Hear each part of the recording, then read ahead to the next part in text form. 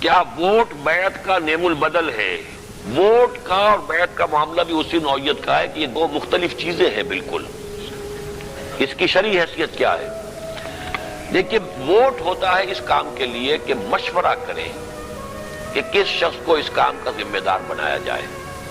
اب ووٹ دیا، آپ نے دیا، کسی اور نے دیا، کسی اور نے دیا، اس کے بعد اب گنتی ہو گئی، معلوم ہو گیا کہ فلاں شخص ہے جس کو منتخب کیا گیا ہے. اب اس سے بیعت ہوگی. سمجھے آپ؟ یہ نہیں، ووٹ بیعت نہیں ہے، ووٹ تو رائے ہے. اب جیسے کہ آپ کو معلوم ہے کہ حضرت عمر نے 8 آدمیوں کی ایک کمیٹی بنا دی کہ آپ لوگ طے کریں کہ کون خلیفہ ہوگا. ان میں سے کسی نے کسی کے لیے رائے دے دی، کسی نے کسی کے لیے. یہ ووٹ ہے. جب طے ہو گیا کہ کون شخص ہے، اب اس سے بیعت کی گئی حضرت عثمان سے رضی اللہ تعالیٰ. لیکن جب تک کہ وہ طے نہیں ہوا، یہ ووٹنگ ہو رہی ہے، رائے دی جا رہی ہے. حضرت عبد الرحمن ابن عوف نے رضی اللہ تعالیٰ عنہ جا کر خواتین سے بھی پوچھا ہے، بچوں سے بھی پوچھا ہے. جب آخری مسئلہ رہ گیا تھا کہ ایک طرف حضرت علی ہے اور ایک طرف حضرت عثمان ہے رضی اللہ تعالیٰ عنہما، باقی حضرات جو ہے ودرا کر گئے. تو عبد الرحمن ابن عوف رضی اللہ تعالیٰ عنہ نے یہ فرمایا ان دونوں حضرات سے کہ اگر آپ اپنا معاملہ میرے حوالے کر دیں تو میں بھی ودرا ہو جاتا ہوں. تب 2 ہی رہ گئے. 2 رہ گئے تو اب گویا کہ 2 ایک اعتبار سے، آج کے اعتبار سے کینڈیڈیٹ ہیں، حضرت عثمان بھی رضی اللہ تعالیٰ عنہ اور حضرت علی بھی. اب اس میں طے کرنا ہے، اور حضرت عبد الرحمن ابن عوف کے ہاتھ میں معاملہ آ گیا. وہ یہ بھی کر سکتے تھے اپنی ذاتی رائے سے طے کر دیتے. آپ گئے، لوگوں سے رائے لی، افواج مطہرات کے پاس گئے، گلی میں کھیلتے ہوئے بچوں تک سے پوچھا. یعنی یہ کہ کس سے ڈرتے ہیں، کس سے خوف کھاتے ہیں، کس سے محبت محسوس کرتے ہیں، کس کے اندر شفقت زیادہ ہے. یہ پہلو ہوتا ہے نا، بچوں کے اندر بھی ہوتا ہے. پھر انہوں نے رائے قائم کی، حضرت عثمان کے بارے میں فیصلہ دے دیا. اب حضرت عثمان سے بیعت ہوئی. تو بیعت تو بالکل ایک دوسری شے ہے.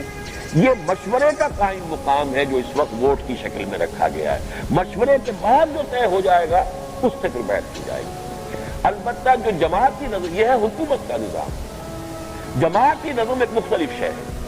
جماعتی نظم میں یہ کہ ایک شخص کھڑا ہوتا ہے، وہ کہتا ہے کہ میں اللہ کے دین کے لیے یہ جد و جہد کرنا چاہتا ہوں اور یہ میرا طریقہ کار ہے. کون ہے جو مجھ سے متفق ہو اور میرا ساتھ دے؟ وہ اس کے ہاتھ پر بیعت کرتے ہیں. وہ کسی کے مشورے سے وجود میں نہیں آیا، وہ تو اپنے ایک ارادے سے، اپنی ایک عزیمت کے تحت جو اس نے اللہ نے اس کو توفیق دی کہ میں اپنے آپ کو وقف کر رہا ہوں اور مجھے اب دیکھ لو، میری سیرت کا جو بھی تم اندازہ کر سکتے ہو کر لو. اگر مجھ پر اعتماد کرتے ہو اور میرے خیالات سے اتفاق کرتے ہو تو آپ میرے ساتھی بنو. ساتھی بننے کے لیے بیعت، تنظیم کی بیعت اس معنی میں، حکومت کی بیعت نہیں ہے. حکومت کی بیعت کا مرحلہ آئے گا انقلاب کے بعد.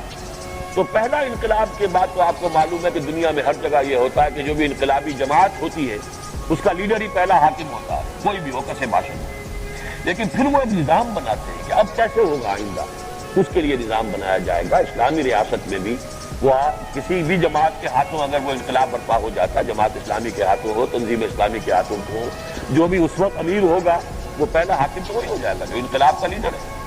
لیکن پھر وہ نظام بنائیں گے کہ اس کے بعد کیا کریں گے، کیسے ہوگا، ووٹ ہوں گے، کس طریقے ہوگا، مشورہ ہوگا، اصحاب حل و عقد ہوں گے، انہی کے مشورے سے بات ہوگی. حل و عقد والے ہوں گے تو ان کی ڈیفینیشن کیا ہوگی، کون اصحاب حل و عقد میں شمار ہوگا، یہ پھر مشورہ ہوگا. یہ بھی ہو سکتا ہے ایڈلٹ فرنچائز کہ ہر مسلمان کو حق دے دیا جائے کہ وہ رائے دے اور اس رائے کے مطابق جو ایک شخص کو طے کر دیا جائے.